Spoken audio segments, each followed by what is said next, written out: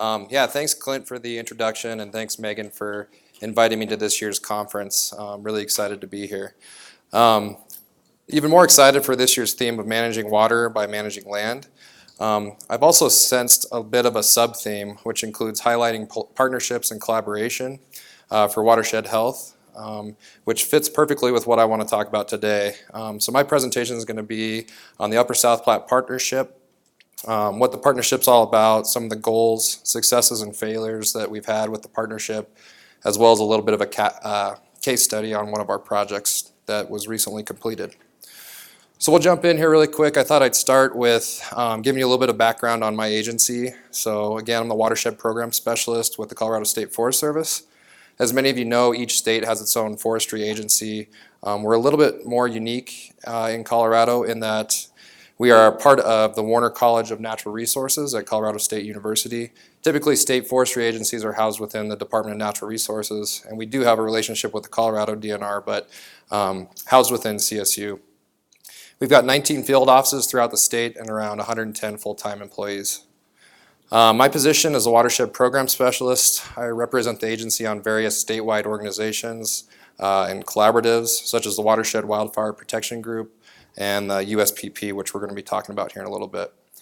I also engage with partners, specifically municipal water providers, on forest health issues, watershed restoration, and wildfire risk mitigation. And then it's my hope to break down silos between agencies and organizations to build stronger communications networks. So that's not just in Colorado, that's throughout the West. So excited to talk to some of you guys during the afternoon break here. So let's just dive in. I'm going to be walking you through a forest health partnership that's focused on the Upper South Platte watershed located on the Front Range of Colorado. So just to set the table a little bit, here at the top of the map where the star is, we've got the Denver metro area. We've got the South Fork and the North Fork of the South Platte River, which come together right here above Strontia Springs Reservoir and Chatfield Reservoir. These two reservoirs are terminal to the Denver Water Collection System, which is a collection system that delivers water to 1.8 million people in the Denver metro area. So you can see there's a bit of a choke point where these two forks come together and then form the main stem of the South Platte River, which then goes down through the urban area there. The watershed's around 2,600 square miles. This system also brings water from the west slope of Colorado. So you can see right here, this area that doesn't have a whole lot of green is South Park. You got the Continental Divide over here on the western side of the map. You might be able to pick out Dillon Reservoir right here. If any of you guys have been to Colorado ski country, that's right on I-70. You got Breckenridge, Arapahoe Basin, Keystone, all the major Summit County ski areas in that area. That's a Denver Water Reservoir. They bring water through the Continental Divide and into the South Platte River system. So it's very complex and again, very important to bringing water to 1.8 million people in the Denver area. It's also a gold medal fishery, habitat for a multitude of wildlife species, and then really it's the heart of the wildland urban interface in Colorado. Our agency estimated just last year that the number of people living in the WUI, the wildland urban interface, increased by 50% from 2012 to 2017. So that brings the number to just under 3 million people living in the wildland urban interface on the Front Range, and many of that's on the Front Range of Colorado, which is quite frightening, really. So the Upper South Platte watershed is also the location of some of the state's most destructive wildfires historically. We had the Buffalo Creek Fire in 1996, which burned about 12,000 acres, which at the time was unheard of, and nobody thought that would ever be broken. We had the High Meadow Fire in 2000, which was also 12,000 acres. And then, of course, in 2002, the Heyman Fire, which at 138,000 acres is still the state's largest wildfire by size, was all in the Upper South Platte watershed. And there's some pictures of the destruction of these fires.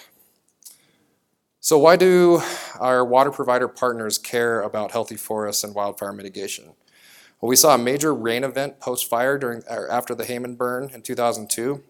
It created a debris flow into Strontia Springs Reservoir, which if you remember on that first map we just went over is just below where the two forks of the South Platte River come together. There was over 1 million cubic yards of sediment deposited during that event.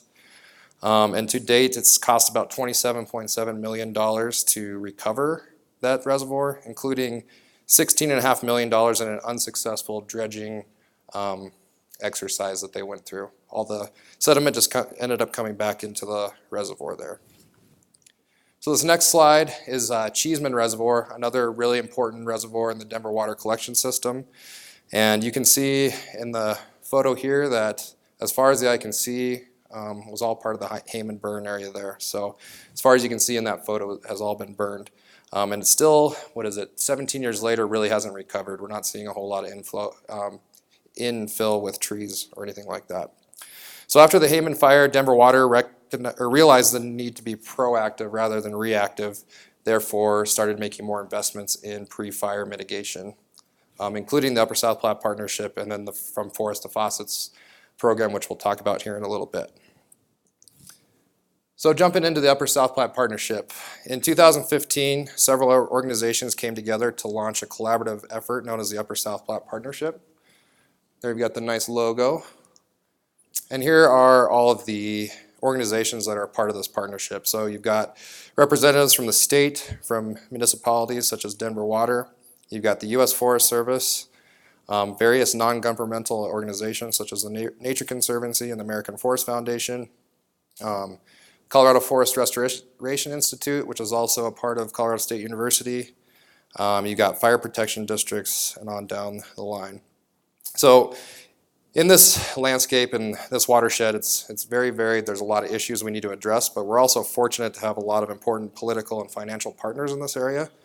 So we definitely realize that this isn't the case everywhere, but we've really found that through this amount of cooperation, it's really the best path forward for meaningful cross-boundary and landscape scale forest restoration. So I'll run through some of the goals of the USPP. Actively manage private and non-federal lands within the watershed. Work across land ownership boundaries to achieve landscape scale forest restoration and fire mitigation. And then leverage the expertise of all of those organizations that we just went over.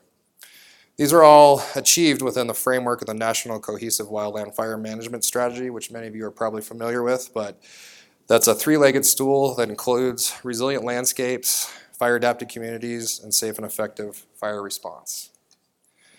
So we're just going to go through those three legs really quick and how it's being put to ground in the partnership here. So I don't want to go too in-depth on the different prescriptions we're writing for these projects, but really what we're doing is using a new general technical report that the U.S. Forest Service published a couple years ago as a guide for front range ponderosa pine and mixed conifer restoration. And really we're just looking to maximize variability and diversity on the landscape.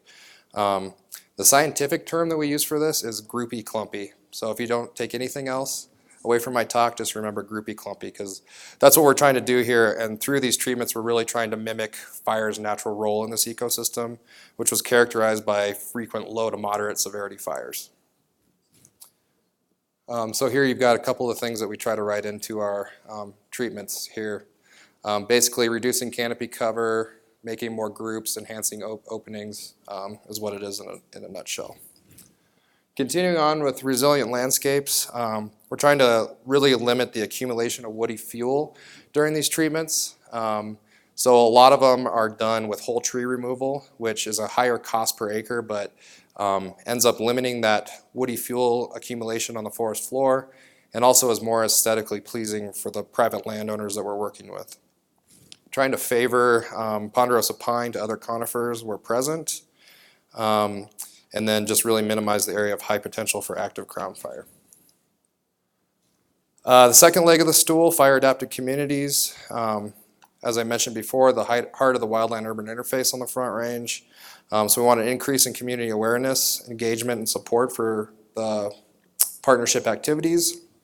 We want to develop and expand community activities to support fire-adapted communities, increase strategic defensible space while also getting good landscape scale treatments for watershed health. And then again, reduce the continuous tree cover in and around surrounding communities. Then we have the final leg of the stool, which is safe and effective fire response. bunch of different jurisdictions in this area. We have some fire protection districts that range from, a few hundred acres to ones that they're big and cover, the Evergreen Fire Protection District has over 40,000 residents within its area. So just a wide variety of different fire protection districts in this landscape as well too. Improvement of and development of local firefighter qualifications, improved coordination. So some of these fire protection districts weren't talking super well, and through this partnership have gotten better communication, and I think that'll help in the long run when we do have another fire. And then tactical and strategic planning. Really, we're just working together to develop fire response strategies for when this does happen in the future. So again, the watershed is 2,600 square miles. That's quite the elephant, and how do we eat that elephant? As everybody knows, it's one bite at a time. But we can also choose project locations utilizing a variety of spatial tools to make sure that we're treating the acres that are most in need of restoration. So the first prioritization I wanted to share with you guys today was done by JW Associates, Brad Peel there. He's an environmental consultant based out of Breckenridge and has done this for a wide range of water utilities and other partners throughout Colorado and Wyoming.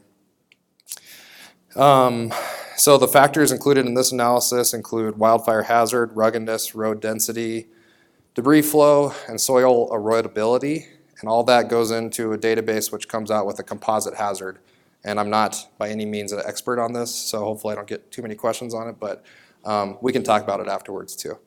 So what this essentially gets at is Denver Water's zones of concern, which you can see here in the cross-hatched purple polygons up here. This is really what Denver Water's concerned about with this collection system. So that's what's developed through his prioritization. Then we also have this one, which was done by Rob Addington with the Nature Conservancy Colorado Field Office.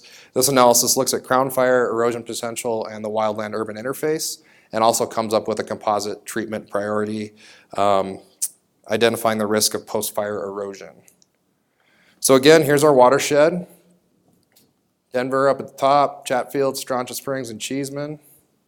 Down here is Colorado Springs and Pikes Peak country. So this is all being done up and down the front range of Colorado. We're just talking about the specific one here near Denver today. Here's Rob's analysis from the Nature Conservancy clipped to the watershed. Here you'll see those Denver Water zones of concern, the ones that were in purple on the last slide. Then we overlaid watershed boundaries, and these are HUC 12 level 6 watersheds, sub-watersheds.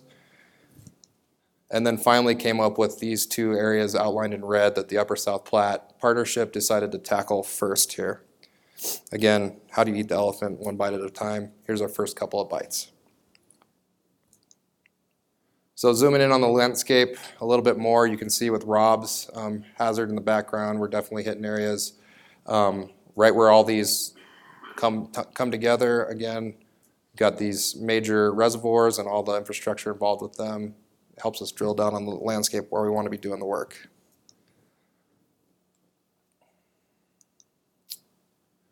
Here is an overlay of some of those historic wildfires that we talked about. The Buffalo Creek fire right here looks like a big cigar. You're actually able to see that from the air. So next time you fly from Denver to Salt Lake City, look out the left of the airplane, you'll see this big old cigar-shaped scar in the landscape, which is still there. Heyman Fire is down here south of the map, but it's huge. It takes up this whole area below here. We're able to use these old fire scars as anchors for landscape scale restoration here.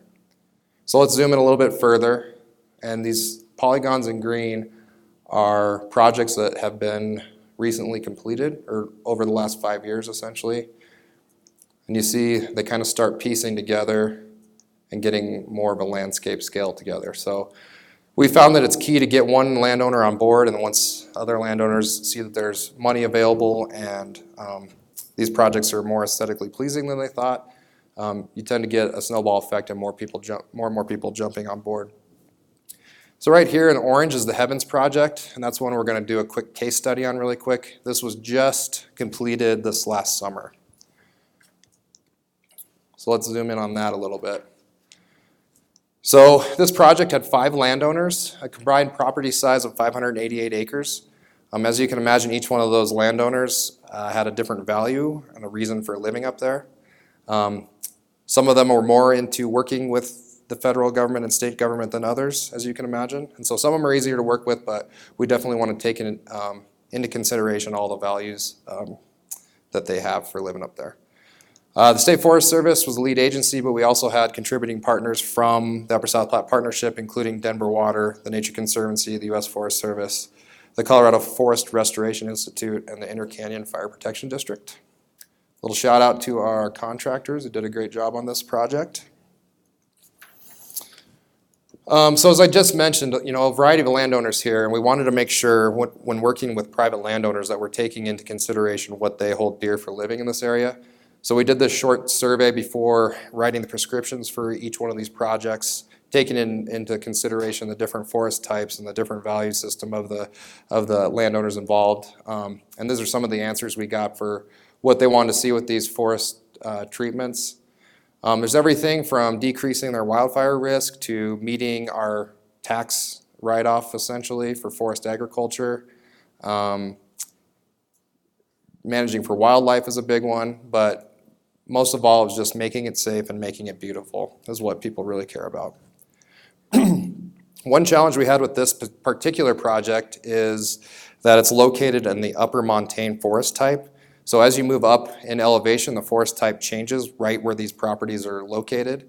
There's also a bunch of different aspects. So you have everything from pure ponderosa pine stands to dry mixed conifer. As you move up into elevation and maybe get on a north-facing slope, you get lodgepole pine.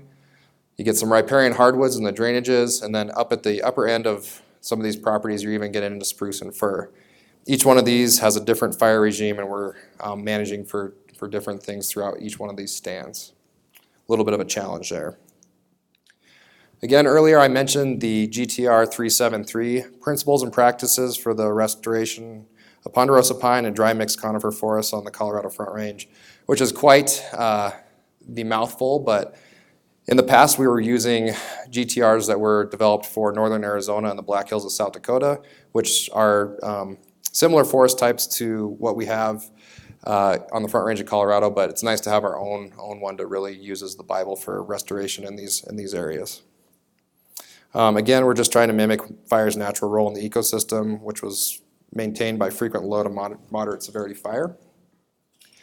So when writing prescriptions, we've got those landowner goals and objectives, plus the goals and objectives that were developed from the partners in the partnership.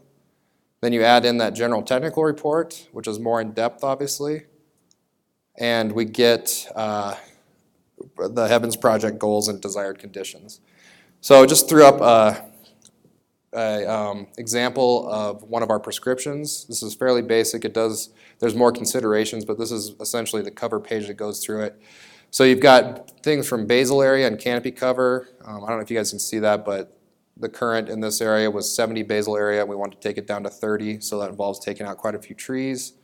Don't want to get too into the silviculture or the forestry for you guys, but canopy cover was 23. We want to take that down to 15%. So as you can see, we want it pretty open, and that's historically how things would have looked on this landscape. You've got broken out by forest type, as we mentioned before: ponderosa pine, Doug fir, lodgepole, aspen, enhancing meadows, and managing for wildlife. It's also really important to us to monitor these projects. So we use the Colorado Forest Restoration Institute, which is a sister organization at CSU. And the reason we do this is for adaptive management, ensure that we're meeting those goals that we set out to do. Determining when maintenance will occur. So we don't want to just walk away from a project and never touch it again. We want to maintain that for the future. And then we can use that data for fire behavior modeling. So we're just going to run through some photos here. These are some of the pictures of work being done. Again, whole tree removal, typically. So, and then we're going to go over some before and after pictures really quick.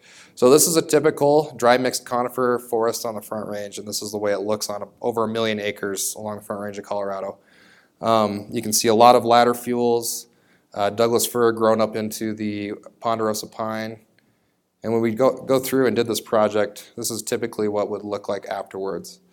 So this one actually is probably thicker even than we want it to be. Again, baby steps with some of these landowners. We want to take out some trees and then maybe approach it in the future, taking out even more and enhancing some of these openings we have here. Here's an example of an Aspen Release stand. So conifer encroaching into the aspen stand, remove the conifer, disturb the soil, which aspen really likes. The aspen will do well, which is a natural fire break. Landowners also love aspen. We all do, especially this time of year. So people are pretty stoked when it looks like that after. There's another example. Again, most people don't want to cut trees. They think more green trees means a healthier forest. But once you cut some of that out and starts looking like this, they see more wildlife in these areas. They have a better, maybe a better view of Mount Evans. They're pretty stoked on that. So again, it's really important for us to get landowners out to check out some of these projects, for future development. We also try to get legislators and all kinds of corporations out to see the work we're doing here. For some reason, this slide always sticks. There we go. So you can see again, just opening up and enhancing that aspen. Here you've got some defensible space around a home. Again, opening it up. Their deck, this is facing west, and they have an unobstructed view of Mount Evans, which is a 14,000 foot peak. So they're pretty excited about that. Just really quick, looking in the future, we want to see an increase in mechanical treatments, and then we really want to increase and sustain with the use of prescribed fire. So that's going to be a hard one to get over, but hopefully in the next 10 or 15 years, we'll start maintaining some of these treatments with prescribed fire. And then just extending here, we have our tier 1 area. We're starting to get a lot of work done in this area, but we need to start looking out wider into the Clear Creek watershed. Also a really important water supply for some of the West Metro suburbs over here. Only got a couple minutes left here, so I just want to run over some of our challenges. A big one is lack of markets and product utilization. So the wood's really not worth a whole lot. It's kind of spindly and small.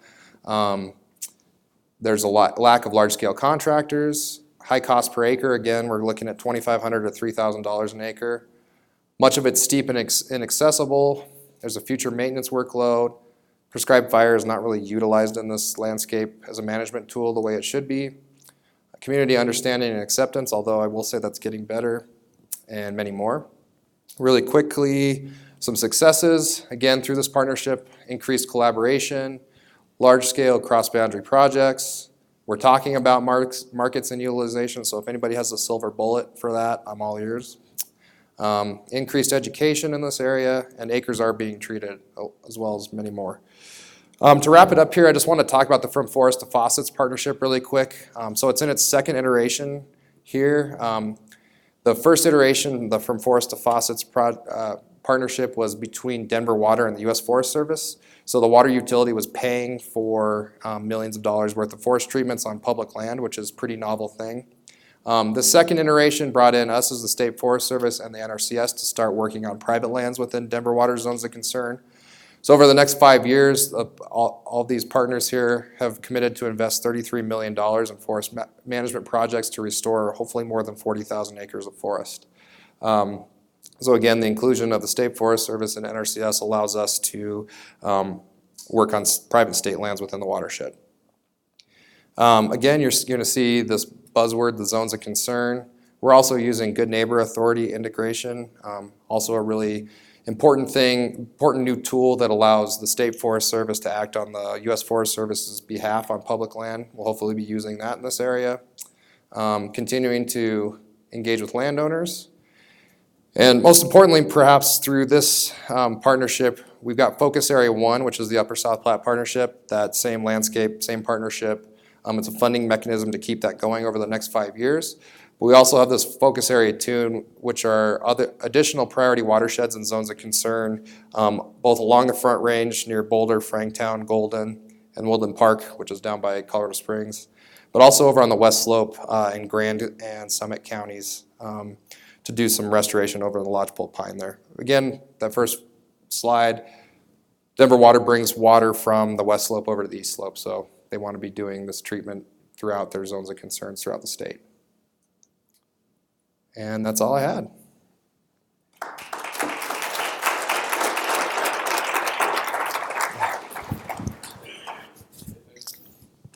Hello? Okay. Thanks, Weston. We have a few minutes for questions here. Yeah. So your slide mentioned that you have 33 million for the next 5 Mm-hmm. years. Yep. I'm curious how much of that comes from Denver Water. Yep, so it's half, matched half and half. So it's $16.5 million of Denver Water money, and that's matched 1-to-1 from the partners. So at the State Forest Service, we're able to go after federal grant programs, CAFA, State Fire Assistance, WUI, a bunch of different federal grant programs. There's also corporate partners we have. So the Nature Conservancy is kind of our key to the corporate world. So Coors Brewing Company, of course in Golden, which is in the western part of Denver, has put some money into this. Wells Fargo and Pepsi Company. So yeah, and then we're able to match it with our salary and time and that kind of thing too. So yeah, good question. Thanks for the presentation. What's the expected, citing $2,500 to $3,000 an acre? If you could wave a magic wand, how much money would it potentially take to?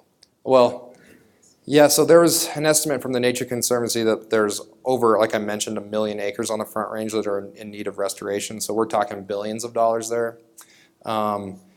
If we could start with 50 million, that'd be putting a dent in a lot of these. Then that's just kind of an arbitrary number that I'll throw out there. But there has been some studies through CSU that have kind of gone into it. You know, the Peaks to People Water Fund has a watershed investment tool that kind of shows how much money it would typically take.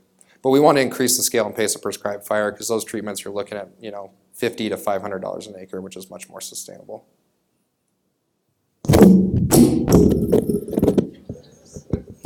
Now everybody's awake. Sorry. Over here. You mentioned that most of the landowners didn't find the fire, use of prescribed fire to be very common. What's your long-term plan as these forests regrow? Yep. Yeah, that's a great question. And one of the reasons that there is that sentiment is we had the lower North Fork prescribed fire, which was in this watershed in 2012. It was an escaped prescribed fire that burned some people's houses down, and unfortunately killed a couple of people.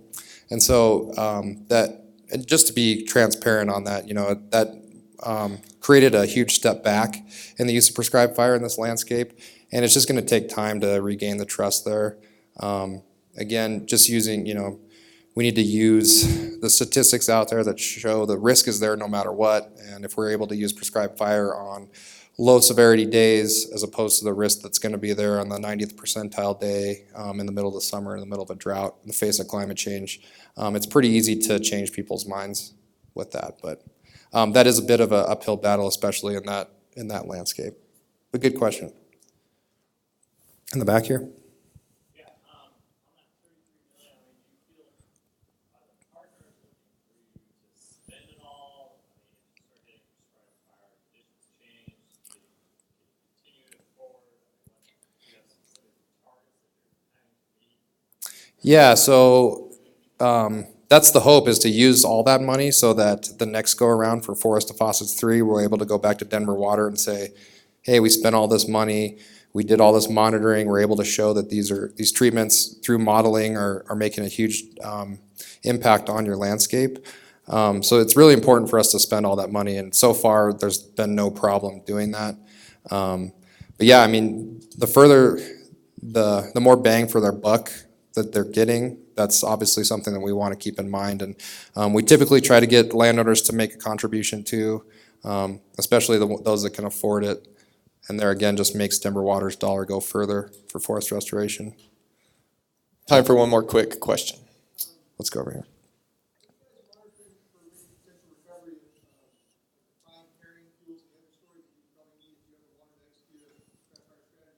Yep.